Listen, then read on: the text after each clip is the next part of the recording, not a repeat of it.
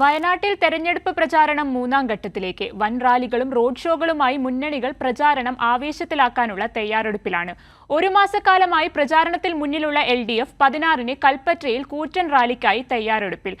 15-നാണ് രാഹുൽ ഗാന്ധിയുടെ road show. രണ്ടാഴ്ചത്തെ സമയം കൂടി.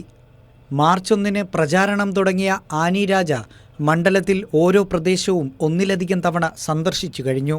പരമാവധി വോട്ടർമാരെ നേരിൽ കണ്ടു. ചെറുതും വലുതുമായ നിരവധി ആൾക്കൂട്ടങ്ങളോട് സംവദിക്കുകയും വോട്ടഭ്യർത്ഥിക്കുകയും ചെയ്തു. ഓരോയിടത്തും പെരുവെയിലിലും നിരവധി പേർ അവരെ കാത്തിരിക്കുന്നു. വയനാടിൻ്റെ ശബ്ദമായി, സാന്നിധ്യമായി എപ്പോഴും ഉണ്ടാവുമെന്ന ഉറപ്പ് അവർ അവിടെയെല്ലാം പങ്കുവെക്കുന്നു.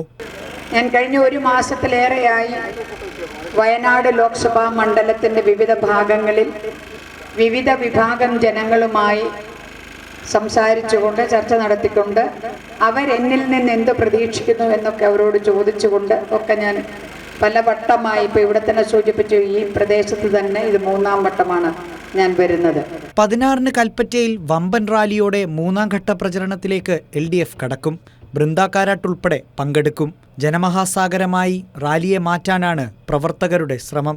കൂടുതൽ സംസ്ഥാന ദേശീയ നേതാക്കൾ കൂടി പിന്നീട് പ്രചാരണത്തിനെത്തും. സ്ഥാനാർത്ഥി പ്രഖ്യാപനം കഴിഞ്ഞ് പത്രിക സമർപ്പിക്കാൻ മണ്ഡലത്തിലെത്തി മടങ്ങിയ രാഹുൽ ഗാന്ധി 15-നും 16-നും മണ്ഡലത്തിൽ റോഡ് ഷോകൾ സംഘടിപ്പിക്കുന്നുണ്ട്.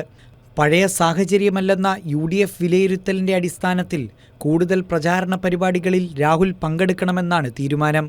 NDA സ്ഥാനാർത്ഥിയായി മത്സരിക്കുന്ന K സുരേന്ദ്രനും മണ്ഡലത്തിൽ സജീവമാകാനുള്ള ശ്രമത്തിലാണ്. കൈരളി ന്യൂസ്, വയനാട്.